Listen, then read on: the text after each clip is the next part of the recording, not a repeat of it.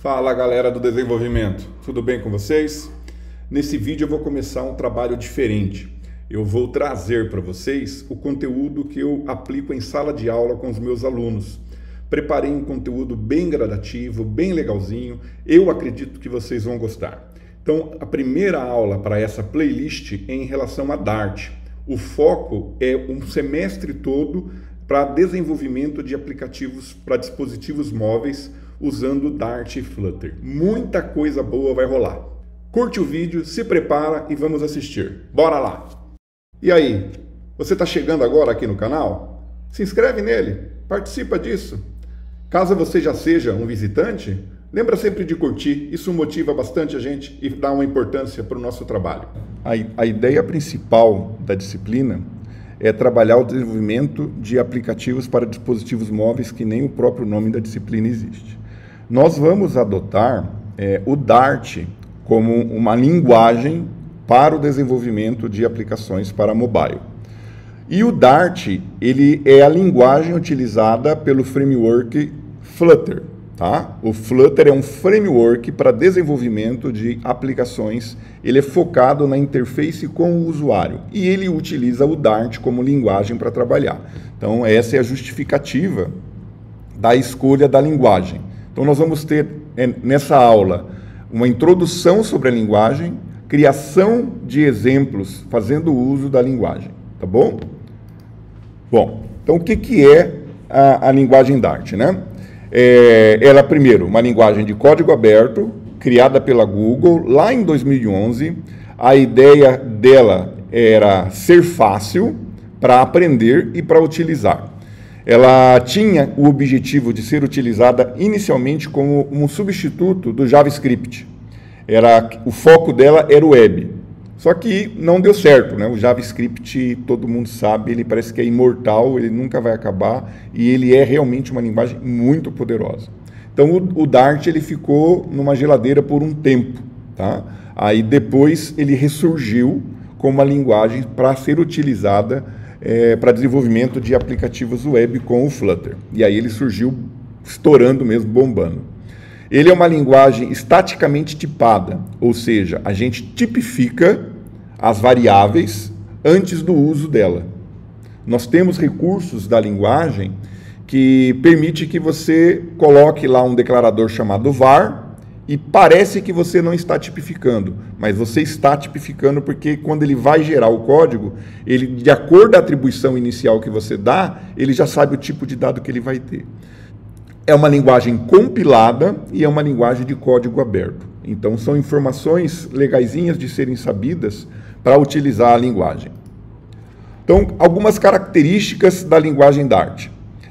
Sintaxe simples e fácil de usar. É óbvio que esse fácil de usar é um termo muito pessoal, né? Ela é concebida para dizer, olha, eu sou fácil de usar, mas cada um tem sua dificuldade e sua maneira de aprender. Então, depende de uma bagagem pré-existente que vocês tenham de programação, de lógica de programação e de experiência com outras linguagens. Aí você pode dizer, não, o Dart é fácil de utilizar.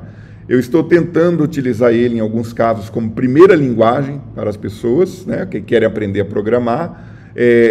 É fácil, porque se a pessoa não tem o vício de outras linguagens, isso é fácil, mas exige um pré-conhecimento, às vezes, de lógica de programação. Quem não tem lógica de programação sente uma dificuldade, mas como sentiria em qualquer outra linguagem. Então, ela tem forte suporte à programação orientada a objetos. Então, extremamente importante saber a orientação ao objeto. Ela faz uso de orientação ao objeto. Então, isso é uma coisa extremamente importante vocês saberem e nós vamos trabalhar com isso daí. Depois, ela tem suporte à programação assíncrona. Pessoal, programação assíncrona é coisa do outro mundo. É muito legal. Você manda um método que, teoricamente, não tem hora, não tem tempo para ser executado, ele pode entrar em uma fila de processo, ele pode depender de uma conexão de rede, mas você precisa executar outras coisas e depois, quando aquele método terminar de executar, ele volta para você. Então, a abstração disso pode ser um pouco difícil, mas a hora que você compreende isso, você vê a maravilha que é programação assíncrona. A maioria das linguagens trabalham hoje com programação assíncrona. Lá no meu canal tem alguns vídeos, em outros canais de outras disciplinas tem vídeo bem legal sobre programação assíncrona. Depois ele traz aqui suporte à compilação AOT e Just in Time. Isso daí é um processo que otimiza a compilação. Algumas coisas ele pode compilar durante a tua primeira execução para otimizar de acordo com a plataforma que está sendo utilizada. O Dart é multiplataforma, tá? Ele funciona em Windows, em Linux, funciona em Mac. Então, ele vai, quando gerar um código compilado para ser executável, ele vai ter... Aí o teu código precisa ser compilado na plataforma, para ele ter recursos da plataforma, tá bom? Grande biblioteca padrão, para suporte a vários recursos. O Dart, por si só, ele não é completo. O SDK dele, padrão, ele não é completo. Ele fornece recursos para muita coisa. Às vezes, de uma maneira mais complicada. Mas existem alguns pacotes que simplificam isso daí. Por exemplo, fazer uma comunicação HTTP com o Dart puro é possível, só que é mais trabalhosa. Então, existem pacotes que abstraem toda essa complexidade e deixam para você o processo mais simples de se fazer. Então, existe um repositório de pacotes Dart, pacotes Flutter, específicos para isso. Chama-se PubDev, a gente vai acessar. Lembrando sempre que quando pesquisar algum pacote no PubDev, verificar para qual plataforma ele é desenvolvido. Porque ele pode ser desenvolvido só para Dart, pode ser desenvolvido para web, pode ser desenvolvido para Mac, pode ser desenvolvido para iOS, então verificar bastante antes de você focar o uso disso daí. Depois nós temos aqui suporte a pacotes e dependências, que é isso que eu comentei. A gente pode ter diversos pacotes para serem utilizados em nossa aplicação e a gente registra esses pacotes na nossa aplicação. Existe um arquivo específico para isso daí. Bom, o ambiente de desenvolvimento, tá bom? Como é que a gente vai desenvolver as nossas aplicações? Na aula de hoje, nós vamos usar um playground do Dart, que é chamado de Dartpad. Tá? Ele permite que a gente implemente as coisas sem ter que instalar nada em nossa máquina. Nós vamos fazer uso disso daí.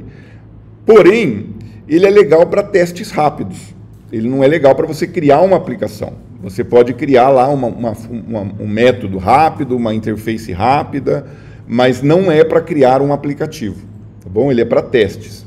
Se a gente quer desenvolver só em Dart, existe o Dart SDK, que a gente pode aí sim instalar em nosso equipamento. Se a gente vai desenvolver para Flutter, a gente vai baixar o Flutter SDK, que ele já traz o Dart SDK embutido nele. Então são essas as maneiras que a gente tem para desenvolver.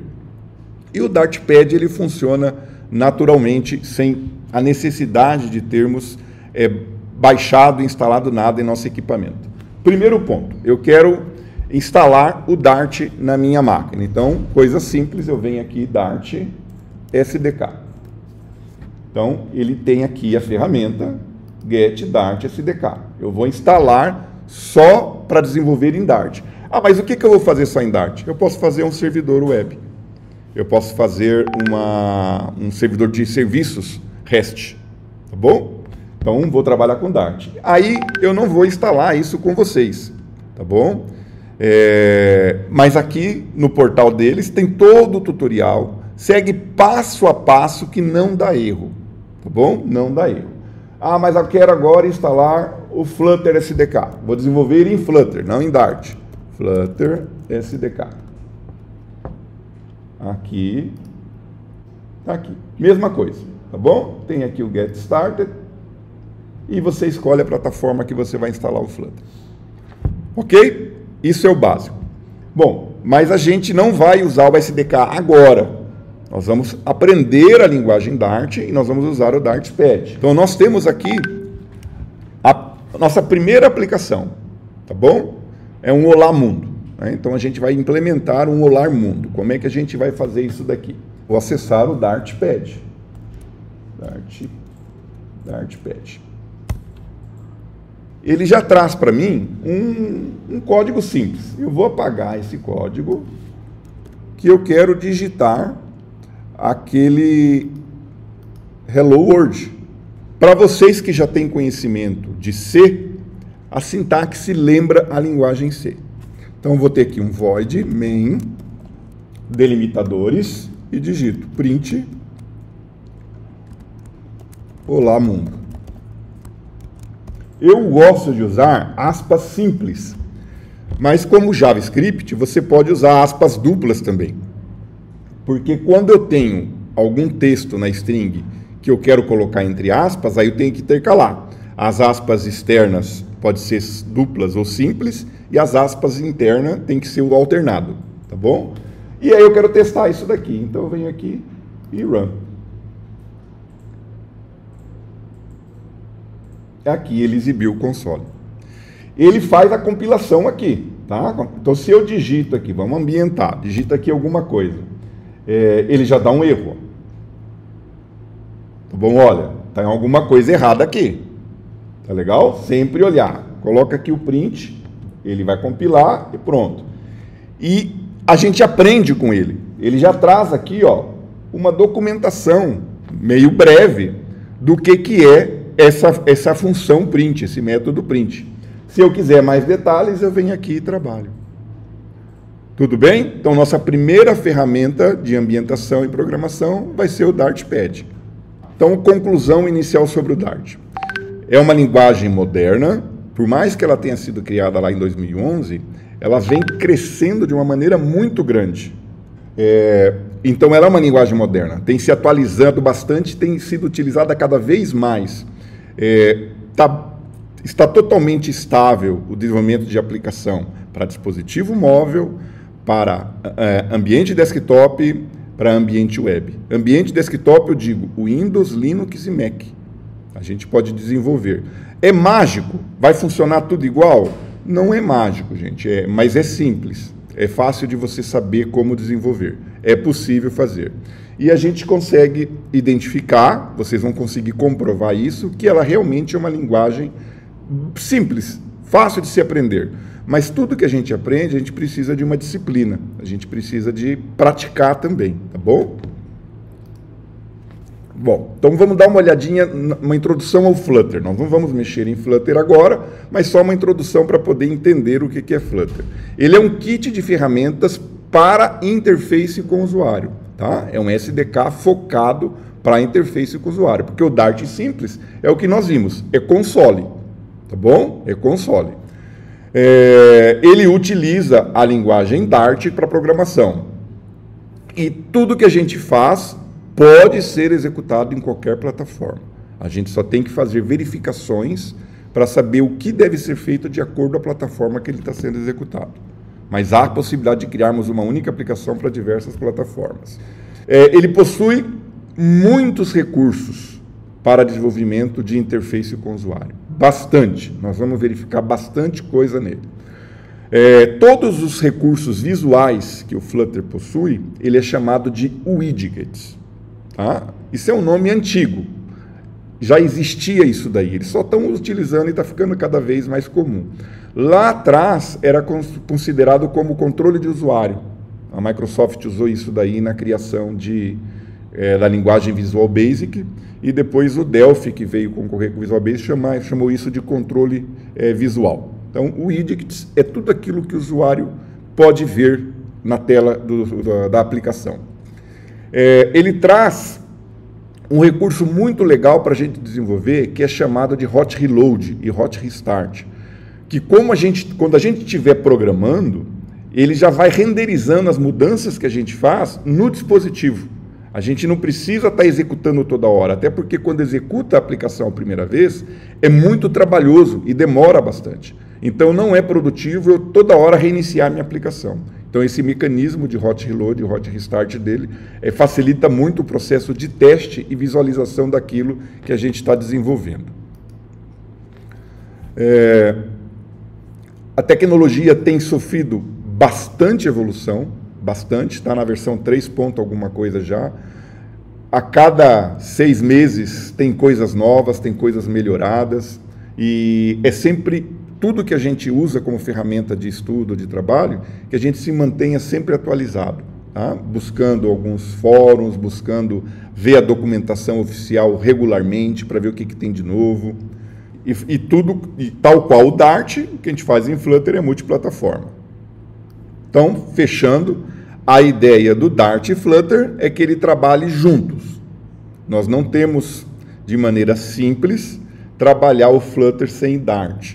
A gente pode criar plugins nativos para Android, para iOS, para outras plataformas e consumi-los de maneira nativa em nossas aplicações. Mas mesmo assim a gente faz uso de Dart e de arquivos de configuração para poder acessar esses plugins.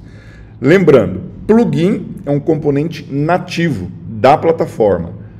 Pacote é um componente utilizado para o Flutter ou para o Dart. Os pacotes, normalmente, quando trabalham recursos nativos, têm dentro deles referenciados plugins. São nomenclaturas importantes para a gente entender. Então, aqui nós vamos trabalhar o que eu chamo de mão na massa. Eu vou passar para vocês alguns códigos, vocês vão no Dartpad executar esses códigos, verificar como esses códigos se comportam e depois eu vou passar para vocês alguns exercícios para vocês fazerem com enunciados e vocês implementarem em Dartpad, tá bom? Então, visualização aqui bem rápida. A primeira, básica de todo o processo de aprendizado, é a estrutura sequencial. É aquela que tem um início e um fim linear, não existe desvio.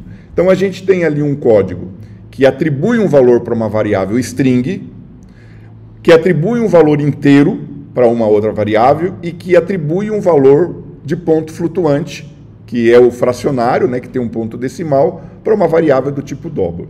E depois eu estou imprimindo esse resultado. Vejam que eu estou usando na implementação, aqui eu estou utilizando o cifrão.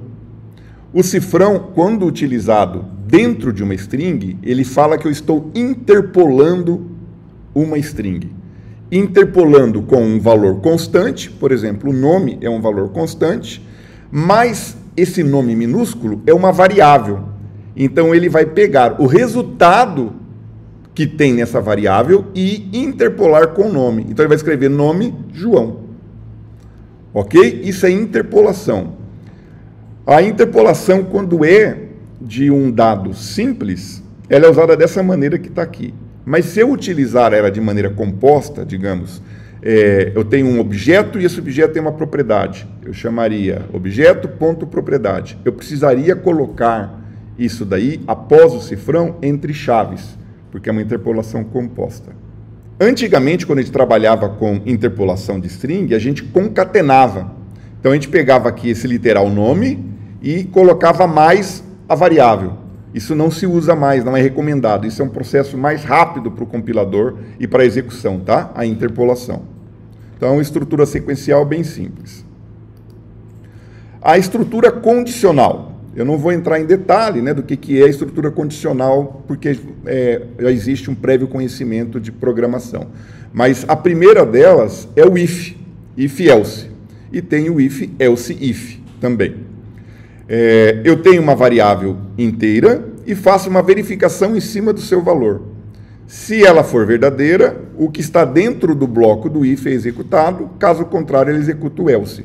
Se eu tivesse outra condição para ser avaliada nessa negação, eu usaria else if e uma outra pergunta, e o else sendo aquela situação onde nenhuma das condições anteriores foi validada como verdadeiro. E depois eu imprimo o resultado de acordo com a avaliação. Outra expressão condicional, switch, né? Switch case e o switch case default. Então eu pego uma determinada variável e falo para ela, olha, switch, nome da variável. Em cima dessa variável, caso o conteúdo dela seja maçã, faça isso. Caso seja banana, faça isso. Caso seja nenhuma das hipóteses, faz isso daqui. Para cada case, eu preciso de um break, porque senão ele dá a sequência, executa tudo que está abaixo dele a partir do momento que ele acha que é verdadeiro. Ele é comum em outras linguagens. Algumas linguagens não permitem o uso do switch com um valor composto. O Dart permite, tem linguagem que possibilita apenas em um valor inteiro, apenas em um valor char, apenas em um valor booleano, mas o Dart permite em valores compostos. Depois nós temos o operador ternário. O operador ternário, por mais que aqui no texto diga que ele é legível, dependendo da maneira que você usa, ele fica complicado. Tem gente que usa o operador ternário, né? Ó, verifica que isso daqui é verdadeiro, então faz o que está depois da interrogação. Caso contrário, faz o que está depois do dois pontos. Tem gente que pega aqui esse dois pontos, que é o else, e coloca um outro operador ternário. Aí não fica legível. Então, em alguns casos, o que é comum se fazer é se criar um método, esse método executa a lógica necessária e devolve o valor que eu quero aplicar. Nós vamos ver tudo isso em prática também. Depois nós temos as estruturas de repetição. A estrutura de repetição, ela tem por base o while, o do while e o for. Nós vamos ver uma outra estrutura de repetição chamada for each, mas ela trabalha em cima de coleções. Então eu vou mostrar um exemplo dela, mas a gente não viu tipos de dados ainda, então eu não vou dar exercício para trabalhar com coleções. Então, a primeira estrutura de repetição é o while. Então, eu tenho lá a estrutura, eu tenho uma variável que vai ser vista como contadora e eu faço uma validação em cima dessa variável aqui. Enquanto o valor dela for menor que 10, faz tudo que está dentro desse bloco. Eu tenho que mudar o valor dessa variável que está sendo avaliada dentro do bloco, senão ela nunca vai mudar. Então, ele executa, incrementa, avalia. Quando deixar de ser verdadeiro, ele termina isso daqui. Depois, o for, também bem simples. Tenho 3 elementos nele. O inicializador de variável, a avaliação da execução ou não das instruções dentro do bloco e o elemento que incrementa a variável. Também, o uso do for é mais recomendado quando eu sei de antemão quantas vezes a repetição tem que ocorrer. Pois o do while, sempre com o mesmo problema. O do while tem uma seguinte característica. Eu tenho que saber que a primeira iteração, ela vai ocorrer. Porque ele está dizendo aqui, ó, faça isso. Aí você avalia se eu faço outra vez. Diferente do while, que ele só vai executar a primeira vez se a expressão for verdadeira. Aí depois a gente tem aqui o for each. Como eu disse, ele trabalha em cima de uma coleção. Então eu tenho aqui uma coleção, que é um list, tipificada em string, a gente vai ver essas tipificações, e tenho elementos dentro dela. E aí eu pego a minha variável de coleção e digo, ó, for each, ou seja, para cada elemento dentro dessa coleção, você coloca o valor dele dentro de uma variável que vai ser utilizada dentro do bloco do for each. Aí eu vou imprimir o valor dela.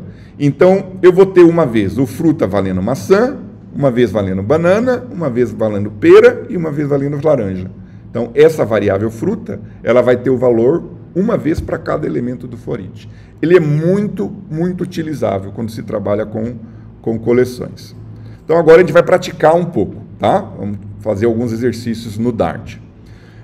Primeira coisa a saber, o Dartpad não permite a interação com o usuário. Tá bom? Porque ele não interage com o console.